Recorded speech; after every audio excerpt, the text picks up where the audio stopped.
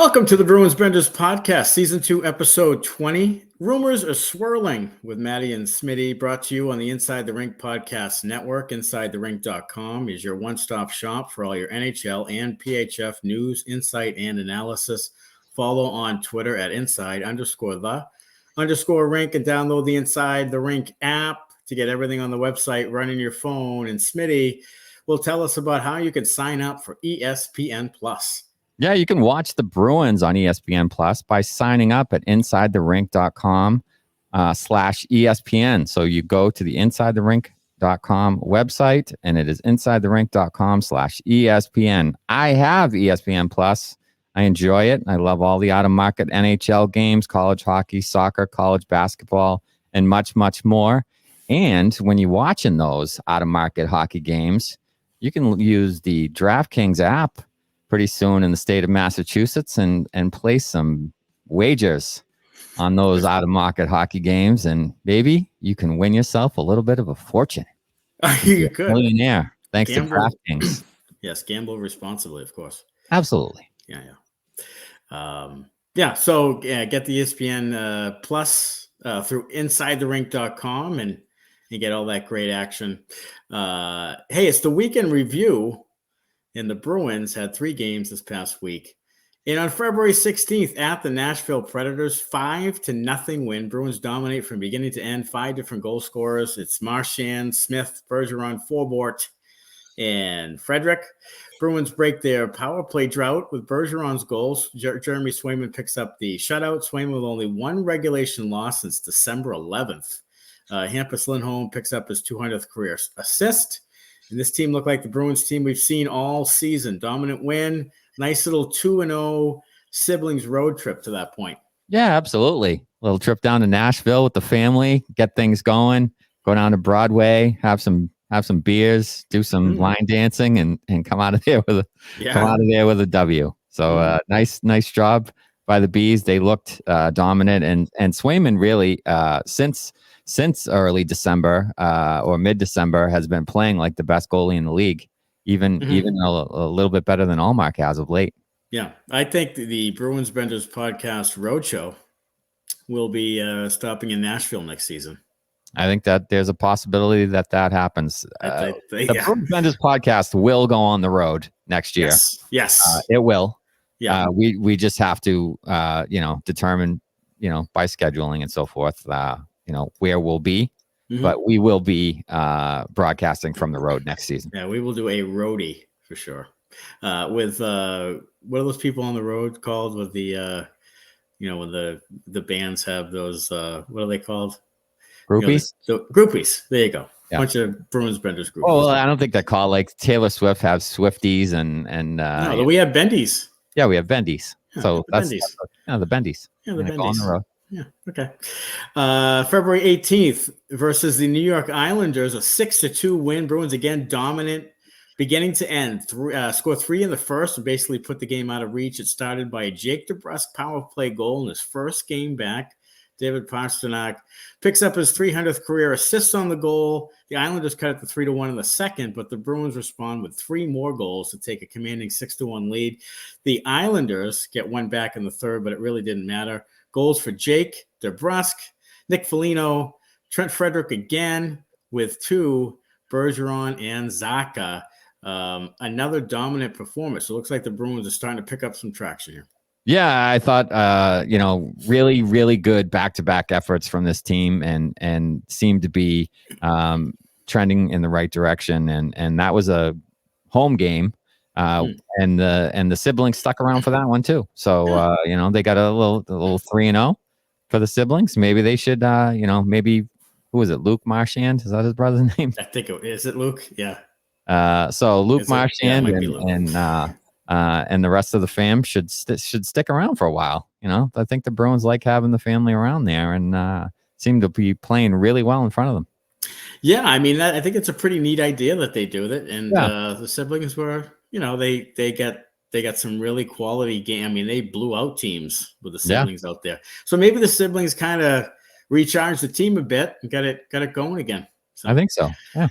February 20th versus the Ottawa Senators, 3-1 win.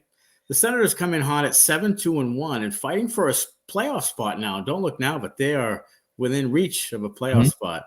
Bruins had lost to in Ottawa earlier, of course. The officials called just a ton of penalties in the first. It was outrageous. Jake DeBrusk scores to give Boston a 1-0 lead. A terrible turnover by Matt Grzelcyk. I'm not sure what he was thinking. Yeah. He kind of steps out in front of the net with it, kind of casually. Gets his pocket picked. It's front of the net, and it's in the net. It leads to the equalizer with 30 seconds left in the period. And it really took away from a really good period from the Bruins. The Bruins get a goal from Pastrnak to give them the lead in the second on a great play by McAvoy. It was Pasta's 40th of the season, his third 40-goal season. And then Pasta again on another nice feed from McAvoy from his knees to make it 3-1. The Bruins get a solid effort and win the matinee. Yeah, nice job. I mean, it was good. They came out in this one ready to go because I think of the two losses to Ottawa previously. So they wanted to prove something to themselves and maybe to the Senators that, the Bruins aren't going to be a pushover. Yeah, and the matinee games this year have been really good. I mean, I remember a Wild game that was good, Dallas Stars game that was pretty good. I mean, they've been usually, they can be sleepy. They can be kind of stinkers, and especially with the Bruins. The Bruins can kind of come out flat in those. But I think most of those matinee games this year have been really good. So now the Bruins 3-0 on the week. And the 7 Chirps time, sponsored by Lops Brewing. Lops is a brewing and tasting room in downtown Woonsocket, Rhode Island, specializing in small batch ales and lagers. It's open 7 days a week. And you can use the coupon code SPORTS to get 10% off your online order. Go to lopsbrewing.com and follow them at Lops Brewing on social media for new beers and events. This is a question from @BigB63 on Twitter. He sent us this one. The old joke used to be you could throw anyone on a line with Bergeron and Marchand and they could score points. Of recently, they've both been off the score sheet a little bit. Is their age catching up to them? I think they do need someone. The short answer is yes, a little bit. I think they were in a little bit of a slump, but they did also miss DeBrusk's puck retrieval and speed and getting in on the forecheck and creating turnovers. He adds an element to that line that, with Bergeron losing a step in his older age and Marchand, needing someone with a little more pace to play with. I think they did miss DeBrusk quite a bit on that top line, and they really need him to kind of solidify things with the two of them. So I think it's more they can't carry other people now, or at least Bergeron can't carry other people now. I think they just need to have good players to play with in order to produce. And I think it's changed from in the beginning last year when they first were put together. Bergeron and Marchand really helped DeBrusk get through that tough portion of the season and the trade request and all of that. And they really lifted him up and sort of coached him into being a good first line winger. And now it's DeBrusk almost leading that line. Now that DeBrusk is playing really good hockey, and of course his youth and speed, like you said, and scoring ability definitely helps. Just the overall energy he brings to them, I think, is helpful. And I think Bergeron is ultimate in consistency. We'll talk about that in a bit. And Marchand's coming off the 2 hips, the surgeries. And, so I think you can't help but say that they're certainly aging. Yeah. And certainly not at the peak of their prime. So that's the truth. But I think you're right. I think DeBrusk has really done a good job. And you can credit, I don't know if it was Bergeron who went to Cassidy or if it was Cassidy himself who made that change. And it's been terrific for DeBrusk. It's completely revitalized his career. So absolutely. I think that line is, be interesting to see in the playoffs, that line. And if Montgomery will have to go to the Krejci line as more of the number 1 line at times and more of the ice time. So we'll have to see that if that takes shape. Chirp number 2, not completely finalized yet, but Kevin Weeks is reporting the Bruins and Kings will play a preseason game in Australia, mate, next year. Any thoughts on that one? What time is that going to be? At like 3 in the morning? Yeah. It's going to be like 2:00 yesterday. Yeah, right. Before it starts. I mean, it's a good idea to grow the game. I mean, they played the Coyotes in the Czech Republic, a bunch of years back, and that was fine. It was a bonding trip for the team, so I don't think there's anything wrong with that. The Celtics went overseas and played a bunch of preseason games in Italy the year that they won the NBA championship with Garnett and Pierce and Allen and those guys, and that bonded the team. So I don't think there's any real downside to it, other than if the NHL doesn't give them enough time to recover from the travel and the jet lag and all that kind of stuff. As long as it's spaced out properly and they promote it well, I mean, it can't do anything but grow the game. So I think it's a win for the teams and for the league. The Bruins might be able to gain some fans down there and sell some merchandise and whatnot. So win overall, I think. They went to Prague years ago. Yeah, I think it was it the year they won it? I think so. I think it might have been, it was 2011, the year they won it. And at least it's not the NFL where you're going mid-season to Ethiopia to play on a Sunday when you just played on Thursday or something like that. Yeah, that's not great. So I mean it's definitely good for growing the game, I suppose. And the Bruins and Kings might be playing that game in Australia. I don't think the Bendy Roadshow is going to Australia. I'd like to go to Australia, but sure. Not necessarily for a Bruins preseason game. No, you're a big camel guy, right? You'd rather do that. Chirp 3, Pasta with 41 goals now. Are they going to pay this guy ever? Oh, geez. I mean, we've harped on this a bunch, but it's worth repeating until the guy signs on the dotted line. We've talked about it before. 41 goal scorers do not grow on trees, folks. Pay the man. And the longer you wait, it appears the price is going to keep going up. They kind of dropped the ball on this one. I think they were trying to short sell him a little bit with 8 times 8 or whatever. Same problem the Red Sox had with some of their guys, where they kind of lowballed them early on, and then either they left or they ended up spending ridiculously high amounts later on. So they need to get it done first and foremost. I don't care. Now it's not my money, so I could give I could give a crap what they pay the guy, as far as I want him on the team. So if there's cap issues, they'll have to figure some of that stuff out, move guys around, buy guys out, trade guys, whatever it is. But 88 needs to be on the Bruins. Yeah, they're in that weird space that has been unavoidable, where their prospect's not quite ready, and Pastrnak needs a big raise, and Bergeron and Krejci might be leaving.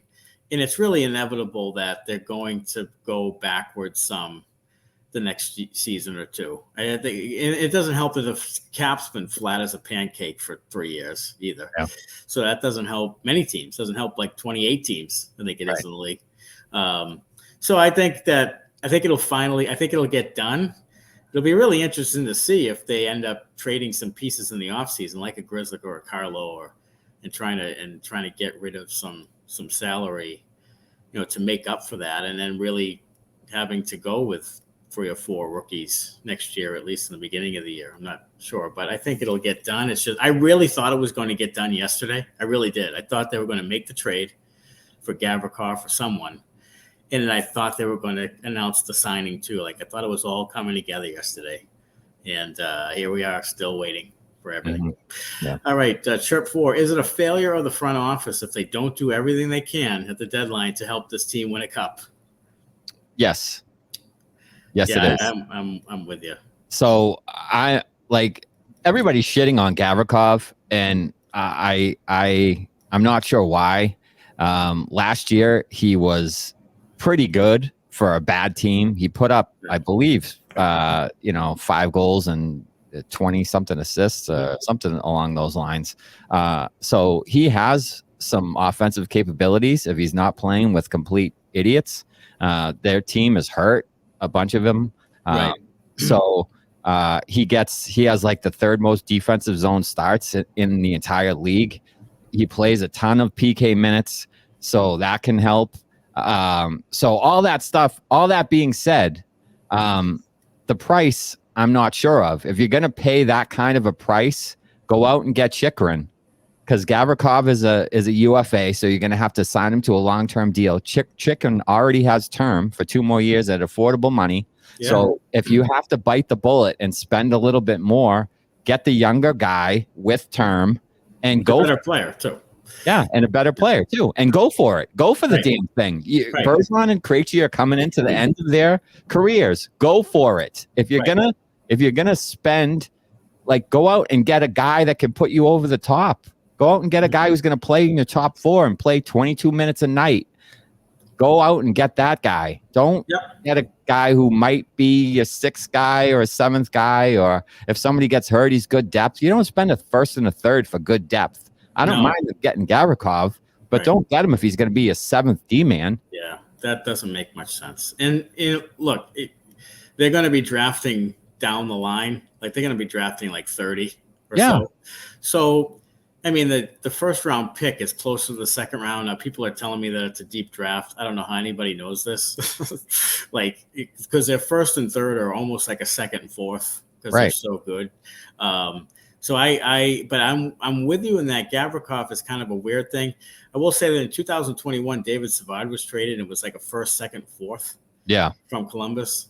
So that's kind of where the bar is set, I guess. So that's kind of where those picks come into play. But I'm with you. I don't get a 7th defenseman. I get a top 4D. I get Chychrun. Yeah. And at the end of the year, if you need to trade Grzelcyk and trade his money, for a pick or something, then go ahead and do that. But you have your top 4D set for, at least 2 seasons through 2025. Yeah. Like, and it's a really good top 4D.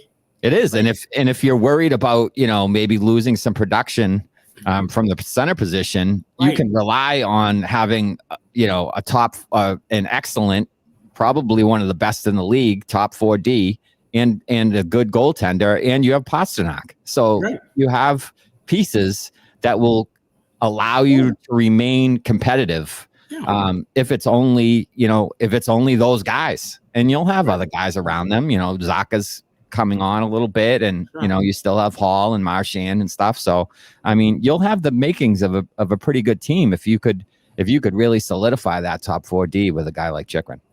But I'm telling you right now, if they don't make a big move, or if they get Gavrikov and that's kind of it, and he's like a 7th D man or insurance guy, or they plug him in with Grzelcyk and they kind of platoon that thing, and they don't win, like they lose in the 2nd round, what a colossal failure that is. Yeah. What a kick in the nuts that is. That goes back to the original point. Is it a failure of the front office if they don't do everything they can to help this team win? And I think it is. If you have the opportunity to go out and get a guy like Chychrun that's going to put you over the top, or add a forward to the bottom 6, like a Barbashev or somebody like that could throw some hits and has some offensive touch and can be a pest and has playoff experience. Like, if you don't make those kind of moves, it's an injustice to the guys on this team and this roster that have put together this season up to date. It's just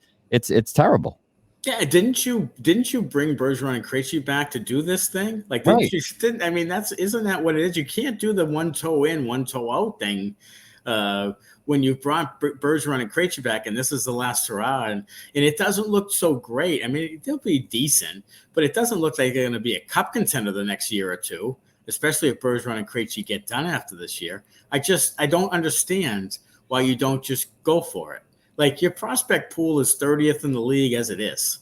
Like, it's not like you're going to miraculously come up with these great young players to fill spots. So you're going to go backwards some. So just go for it 100%. And if all these other teams are making moves that are behind you, I mean, Carolina, you're as good as you've been, and Carolina's still only like 7 points behind you. Yeah, they're right there. I mean, they're your kryptonite. Too. Yeah. If they go out and get a guy like Timo Meier, or if they somehow get Chychrun. Yeah. I mean, I know. If they're not above you, they've certainly equaled you, and then it's a crapshoot. Yeah. So it scares me to death that they don't. You can't play this. We're not going to mortgage the future, or not going to make a risky move. And here's the thing that really scares me is that Don Sweeney is not a hockey trade guy. like he makes trades that he wins, like going away lately, like going away. So he won't make a high risk, high reward trade. Like I just don't think he loves doing that. He doesn't like taking that leap. And that's what kind of scares me. He's gonna have to take a little bit of a leap to really make a solid hockey trade, to improve them from what they are now. And I'm afraid that, you go into the Carolina series and you lose again. You need to find what didn't work against Carolina, which some of it was second line center play and power play stunk and all that stuff. But you need to find, Grzelcyk might have been a weakness. You need to find whatever that weakness was to get over the Carolina hump, because I just think it's inevitable you're going to face them. So, and you need to beat them. Chirp 5, Jim Montgomery says he's fine with Krejci's line trading chances because they're more talented than the people they usually play, end quote. Your thoughts on that? He's not wrong. Right, true. I mean, they got a guy in the line with 41 goals. So if they want to, if the other team wants to skate up and down with a line that has David Pastrnak on it and Pavel Zak on it, who can both fire the puck, and Krejci can pass like he can, I'm fine with that. Let's trade chances. I think they've outscored teams 23-11, 5-on-5. So I'm fine. They want to trade chances. Let's trade. Because I think the Bruins come out on top, and I think Montgomery thinks so too. Well, I think you're right. I think that's true. And I don't think that line's ever going to be the defensive stalwart that you want it to be. So I think you're right. I think you have to just go with what works with them. And they're a really talented, creative offensive line with a high IQ guy in Zacha, with a great playmaker in Krejci, and a great goal scorer in Pastrnak. So you just have to kind of live with the defensive breakdowns and so forth. Hopefully your defense and goaltending can clean that up. And you have to let Pastrnak do his thing. He's got 41 goals. You can't hamstring the guy. So I agree with him. It's just interesting that he said that, and then you thought, well, what about Marchand, Bergeron, DeBrusque? But he said they don't play that way, so it doesn't really matter. They play more defensive minded. So, they do. So it doesn't really affect them in that way. Chirp 6, reported return for Gavrikov as a first and a third. Is he a 7th D? If he is, why give up the first? Yeah, I mean, we talked about it a little bit beforehand. I'm not sure I'm giving up the first for him. I mean, I like the idea of bringing him on, not necessarily at that price. I think he's a better player than a lot of people are giving him credit for, but not a first and a third better. So if I'm spending a first and a third, I'm going to throw in some more shit, and I'm going to go get Chychrun. That's what I'm going to do to try to get over the hump and give the Bruins a dominant top 4. That's what I'm going to do. Yeah, I'm with you. I just think that Chychrun gives you that really good top 4, and you have 2 really good goaltenders. And you could trade Swayman, you could trade Grzelcyk, you could trade Coyle, you could trade whoever to try to make up that money somewhere else. You could do a few different things there. But I think that really good top 4D keeps you pretty relevant, especially with your 50 goal scorer, probably, and a number 1 overall pick in Hall and Zacha. And I mean, you still have a lot of good pieces there. So I kind of like the idea of that too. All right, Chirp 7, should the NHL go to a 1-16 seeding for the playoffs, disregard the conferences and divisions, just take the top 16 teams? I don't love that unless they did some kind of a more balanced schedule, and I really don't want to see a more balanced schedule. I'd want to see more interdivision rivalries. I want to see the Canadians more than 3 times. I want to see Toronto more than 3 times. So what I'd like to see them do is go 1-8 in the conferences like they used to do. Because the Atlantic for the past few years, I mean, there was one year there where all 3 of the top teams had over 100 points. And the Metro didn't have like maybe 1 team over 100. So you were basically knocking out a team with 100 points in the first round of the playoffs, which is ridiculous. And it's happened to be Toronto a bunch of times. But, I really think it should be a 1-8 in each conference, and then do it that way. And I agree. And I think that I like the 1-8. Let's just go back to the old school 1-8. Let's go back to playing the Canadians, 6 or 8 times a year or whatever, and playing the original sixes together. I love the idea. I don't know who I saw it from, but the idea of having an original 6 day. Yes, I saw that too. I love that idea. Even put it on January 1st, like only the original 6 teams play them all outdoors, and just have a really good original 6 day. And I love that idea. No one else plays but them every single year. Yeah, or you could, like you said, pick January 1st. You can do President's Day. You can do I don't know, pick a day when hockey has the calendar all to themselves, and do like a full tilt all day long triple header on ESPN. Do like a 1, a 4, and a 7, and just stack them up and play all 3 games back to back to back. And it would be a great thing and great for the league, I think, to do something like that. I say do it the Sunday after the Super Bowl. Perfect. Like boom, right there. 1, 4, and 7, or 1, 4, 30, and 8, or whatever. Yeah, 1, 4, 30, and 8. Perfect. Bang it right out. Put it on all your networks. Jerk off all over the thing, and just play the original 6 thing. I love it. Because what's better than watching NHL action? Being a part of it with DraftKings Sportsbook, an official sports betting partner of the NHL. You can tap into all the excitement with the click of a button. New customers can place $5 on any pregame moneyline bet and get $150 in bonus bets if your team wins. Plus, all new and existing customers can take a shot at an even bigger payout with DraftKings stepped up same game parlays. You can also boost your NHL winnings with each leg, and you add up to 100%. So the Bruins have a game tomorrow against the Seattle Kraken out in Seattle, and there's there's a same game parlay that you can take on DraftKings where you pick different bets all within the same Bruins game. So their over/under is 6. What do you think on that? You know what? It was 3-0 the first time. Boy, 6 is. So I'm going to take the over. Really? See, I'm usually an over man, but with 6, I'm going under because I think both teams are pretty good defensively. So I think it's going to be more of like a 3-2, 3-1, 4-1, something like that type of game. So you can parlay that with, I think the Bruins are plus 150. Plus 150. Yeah. And Seattle's minus 170. If you bet for the Bruins to win by more than 1.5. So how do you feel about that? I think it's going to be a 1-goal game. So I might go, I think the Bruins are going to win by 1 goal. I think the Bruins are going to win like 4-3. Okay. So yeah, you're going over. So I'm going to say 3-2 Bruins. So, or you can bet the money line, which is the Bruins are minus 175 and the Kraken are plus 150. So I would take the Bruins over and the Kraken plus 1.5. Kraken plus 1.5. Yeah. So I'm Kraken plus 1.5. I'm the under, and I'm the Bruins at minus 175. So that's something that you can do with the game within a game there.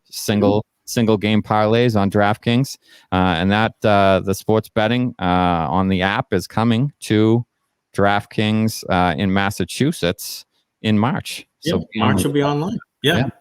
So you folks in Massachusetts can start betting online on the sports book and through DraftKings. So download the app now and sign up with the code ITR, the initials for Inside the Rink. New customers can place $5 on any pregame moneyline bet and get $150 in bonus bets if your team wins. Only at DraftKings Sportsbook with code ITR. Minimum age and eligibility restrictions apply. See the show notes on our podcast show notes for details. And it's time now for Beauties and Benders on the podcast, and the beauties for this week. Beauty number going to be a David Krejci. Gonna love you, eh? They're gonna be loving you from dawn until dusk. Krejci, it was celebrated with his 1,000 game 1,000 games in his NHL career. It's been a terrific career, and Krejci's been just great this season, and he's been getting better as the season's gone on, I think. Yeah, he's played really well. I was looking at his stats the other day. He's never had higher than 73 points in a season. He's done it twice, and he's got an outside shot of getting there. I mean, he's in the mid 40s now, so he would have to go on a little bit of a tear here and kind of be a point per game player over the last 25 or so games. But he's got an outside shot if he can get hot. Yeah, absolutely. And beauty number 2, David Pastrnak. Gonna love you, eh? They're gonna be loving you from dawn until dusk. A couple of benchmarks for Pasta. 300th career assist on Jake DeBrusk's power play goal in the first against New York Islanders. And he hits the 40-goal mark for the 3rd time in his career and is well on his way to having his first 50-goal season. Yeah, and he would have hit one in the a few years ago when he tied Ovechkin for the Rocket Richard, but they both ended up with 48 there, and that little bit of that was the pandemic season, wasn't it? Right. There? Yeah. Well, they kind of closed it down. Yeah. Shortened it up. And then beauty number 1 is Patrice Bergeron. I love you, eh? They're gonna be loving you from dawn until dusk. Bergie scored his 20th and gets his 10th straight 20-goal season and 14th 20-goal season overall. He's second all time in 20-goal seasons. He's just had an unbelievable career. Yeah, second all time in 20-goal seasons with the Bruins behind, I believe, Busick, who has 16 20-goal seasons. So, just an unbelievable career for Bergeron. I mean, obviously, a Hall of Fame type player with the Selkies and the Cup, and just the consistency and just what he's meant to this organization over the years really can't be measured, I don't think. No, and I'll tell you what. Before we go to Benders, give me your Bruins Mount Rushmore. I saw this and I was thinking about it, and it's Orr, it's Bork, I think you have to put Busick on it for longevity's sake, and then my 4th is Bergeron. I think it's Bergeron. Okay, so you would have to, so it was get down to like Neely, then there was Milt Schmidt and Eddie Shore and those types of guys. There's some great candidates there. There is, for sure. I mean, they have a lot of numbers retired. Oh my God, yeah, yeah, they do. So there is. I think, but you know what? I think Bergeron, is probably the answer there. I think and Neely's career was cut short, so that kind of takes him out of it, I think. And then Chara, a third defenseman. So I really think it's Bergeron because of his longevity and the fact that now he's over 1,000 games and he's over 1,000 points too. Yeah, I think so. So it's I mean, it's just been an unbelievable career. He's been a model, citizen, model player in the league, highly respected player. So I think you're right. I'm with that too. Yeah, 1,023 points, 603 assists. So yeah, I'm with you. I think it's Bergeron as well, and Bergeron's 37 will be up there pretty soon after he's done. Yeah, absolutely will be. All right, so here we go for the Benders. We had a real hard time trying to come up with Benders. I said no for fucking idea for 3 for 1 because when you win 3 games and dominate in large stretches of the games in the season, it's hard to come up with guys who aren't playing well when the team is really just a wagon. So the number 3 Bender is working for a living. Yeah. Yeah, and I agree with that. I'm off for February vacation, working at a school, and I am so locked into being off of work right now that I don't want to unlock myself from being out of work. I've been working from home since the pandemic started, and occasionally I have to go into the office. And this week I had to go into the office, and today there was a rollover on the highway, so it took me a solid hour and half-ish to get to work today, sitting dead stopped on 95. A lot of fun.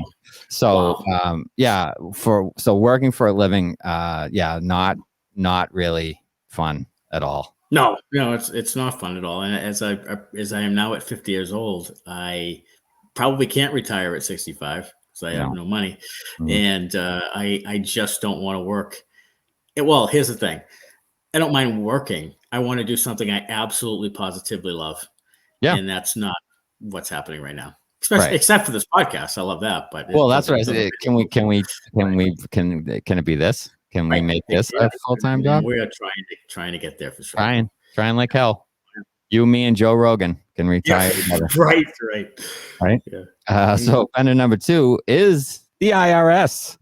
Bender. Yes, I'll tell you, I'm gonna do my taxes this weekend, and if this isn't a bag over the head, fucking the whole experience. Like I've been audited like a couple of times in the last 10 years for like $200 here, $300 here. I mean honestly, all the assholes who make all this money and write this off and write that off and avoid paying taxes like you read about. You're gonna get me with my fucking pittance in my bank account. Right. You're gonna bang me for like a couple $100. Yeah, get out of here. You're the guys who get audited. It's not the billionaires. No, of course not. They pay like 8%. You pay like 20-something% or it's 29% complete scam. And here's the thing. Last year, I should have gotten like $1,300 from federal. I didn't get it for the longest time. Finally, get in the mail a check for $24, and I'm like, what? So you try to call, you can't get anybody. You try to go online, you can't get any answers. So they take money. They don't give you a breakdown of why you didn't get the $1,400 or whatever. You got the $24. You have no idea why. So then you're trying to find someone to tell you why. You can't. So you just have to live with it. You just have to bend over and live with it. Yeah. So I got $24 last year. Yeah. And I have no idea why. Yeah. No, great. Yeah, great. Sweet. Good. Great grand. Yeah. And back to hockey. The number 1 bender is the Chicago Blackhawks. They've won 3 in a row. They are not doing the Tankapalooza correctly. No. They were the worst team. I mean, the Montreal Canadiens, we have them as worst, but they had like 50 points. Chicago was in place to be right there. They win 3 in a row. Wow. Like that's just dumb. Stop it. Stop doing that. Yeah. I mean, they just traded for someone. They just traded for the guys on the team are gonna try, but you got to trade the rest. You got to trade the good players off the team so that there's no guys that can win games there. They just traded for Zaitsev in a second and a fourth for future considerations from Ottawa. So they just get Zaitsev in a second and a fourth. I mean, they're gonna win too many games. Like, what are you doing? I mean, Jesus. I mean, that's just horrific. All right, Bruins Benders power rankings for this week. The Vegas Golden Knights are back in it after a hiatus. 5-3-2 in their last 10. Starting to push a little bit. They're first in the Pacific and back at it. I guess Bruce Cassidy had like a team meeting during the All-Star break and was, played a little bit of nice guy, which isn't like him. Really? Got everybody going. They won 5 in a row out of the gate after the break, and they were starting to get it back together. Okay. Number 6, New York Rangers, up a spot, 7-1-2 in their last 10. Number 5, Tampa Bay Lightning are down 1 spot, 6-2-2 in their last 10. Toronto Maple Leafs are 4th. They're up a spot, 6-4 in their last 10. And then the top 3 are the same. Devils 3rd, 6-3-1 in their last 10. Carolina 9-1 in their last 10. They've won 4 in a row. And the Bruins 43-8-5, 91 points, a plus 92. That's ridiculous. Yeah, it really is. And when the second team is like 44. Yeah. Or something like that. They're like 50 goals better than everybody else. It's unbelievable. Yeah. It really is. It's a fun team to watch, though. I'll tell you that. Sure, absolutely. So here are the teams that aren't so fun to watch. It's the Bruins, Benders, Bedard, Tankapalooza. And coming in at number 30 is your Columbus Blue Jackets, who are trying to unload Gavrikov to the Bruins for a king's ransom of picks. They have a minus 66 goal differential. That, my friends, is bad. It's porous. And it is bad. Johnny Hockey, I'm sure, is loving his time so far in Columbus. Yeah. Wow. What a absolute travesty of a decision that is. Oh, it is. It really is. But I mean, I guess if he had gone to Philadelphia, it would be equally as bad. Yeah, it would be. Yeah. And would they have New Jersey as the, was it New Jersey? Yeah, New Jersey was one of the teams that was talking to him. They had So him. yeah, made a bad choice there, like Will Ferrell and Anchorman with Milk. Milk is a bad choice. Coming in at number 31, your Anaheim Ducks -101. Not so mighty, those Ducks. As good as the Bruins are, Anaheim is bad. 101. 101. Because Columbus is second at -66. Yeah. So you're. I mean, that's bad. And Gibson is a pretty good goalie, so they're just hanging him out. Like they're just trying to go up and down. They don't give a shit about defense at all. No. And they're trying to get Connor Bedard, who would look really nice on that team with Zegras and Mason Matavish and Terry. So they have some good young talent on that team. And then number 32, dead last in your hearts and in the standings.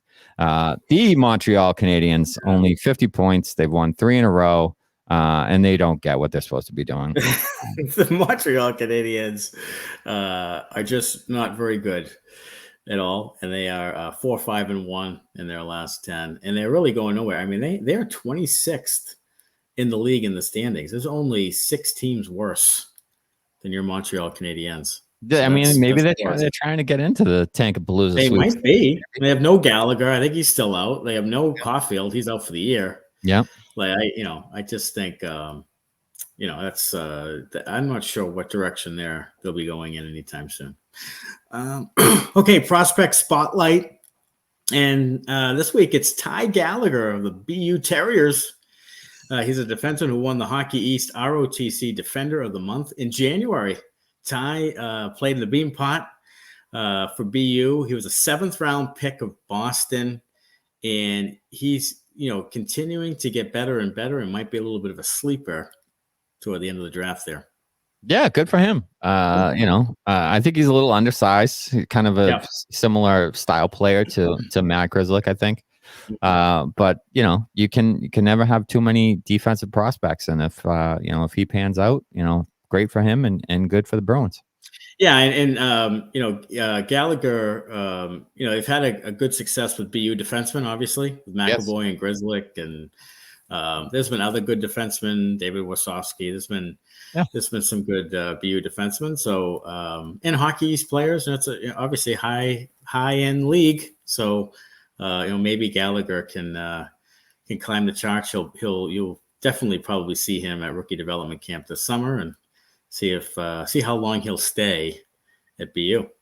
All right, the week ahead for Boston: February 23rd at Seattle, February 25th at Vancouver, February 27th at Edmonton, and then February 28th, second of a back-to-back at Calgary. So on the Pacific West Coast, the next 4 games, and Seattle good, Vancouver, of course, Edmonton, very talented, and then Calgary, who's been kind of up and down this season, but still a talented team. So it's a tough little trip right here. It is a tough trip. It is a tough trip. Going out west is never easy, and Seattle is a tough team to play against. They play the right way, play a sound defensive game. Got a lot of mediocre Bruins on that team, I think, still. Mm-hmm. Your Carson Coolmans and your Teddy Donato's out there still, I believe. Teddy might be playing still. I don't know. So one of the Donatos, someone of the Donato families out there. Ryan, Teddy, it doesn't matter. Spoon's out there. Ryan Spoon, is he playing for Spoon's is still out there. Carmelo Lozan, the ghost of Carmelo Lozan, still out there. Seattle anyway, tough team. And then Western Canada swing. Vancouver's no good, but Edmonton and Calgary back to back is tough because Edmonton obviously McDavid and Draisaitl are a tough team to deal with, and then you have Calgary on the second night of a back to back. So not going to be an easy trip. So No, maybe they can bring Brock Besser back with them when they come back from Vancouver. Yeah, I was going to say, it would be a nice time to make a trade here. You have a couple days until, well, actually, I guess you play tomorrow in Seattle, so you don't have a couple days, but it would have been nice if they could have pulled that trade off, like you said yesterday, and then you could have had the guy come out, meet him on the West Coast, bind and meet up with the boys and so forth, and get some bonding time and on the trip, but didn't seem to happen. So we'll have to wait and see how the whole trade deadline rumors go. In about 8 days away from the trade deadline, March 3rd, and if you go to InsideTheRink.com, actually Inside the Rink's Facebook page, we'll be doing a show on the Inside the Rink Facebook page from, I think it's from like 1 to 4 or so, right in the trade deadline area, talking about all the trades and such. So you can check that out. Hey, February was our best month ever for the podcast. We need like an applause track. We do need an applause track. We do. Most downloads in any month since we started 17 months ago. Okay, wait, here we go. Yeah. All of our fans. Yeah. So thank you for helping us climb those charts. We most downloads in a month since we started 17 months ago. Good for us. Yeah. And thank you very much to all the people who listened, in all the countries around the world. I mean, it's 99. It's surprising, but we do have people to listen to us all around the world. I'm not sure why. We're just a couple of idiots from Boston that love the Bruins and love talking about the Bruins.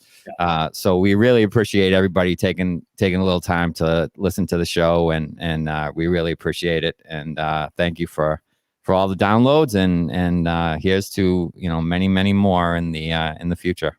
Oh, without a doubt. And we're very thankful for everybody who listens and engages with us in social media. We get a lot of engagement now, and it's fun doing the Bruins updates. Go to InsideTheRink.com for Bruins Benders merchandise. Follow us at Bruins Benders on Twitter, Instagram, Facebook. Download the Inside the Rink app. Also download the DraftKings app and start betting. Use the code ITR in the DraftKings Sportsbook. We are now on TikTok at Bruins Benders Podcast. Please rate and review on Apple, and subscribe and follow on the podcast platforms, and sign up for ESPN Plus at InsideTheRink.com/ESPN. Thanks a lot for listening. Have a great week, everybody. Go Bruins. Thanks a lot. Bye-bye.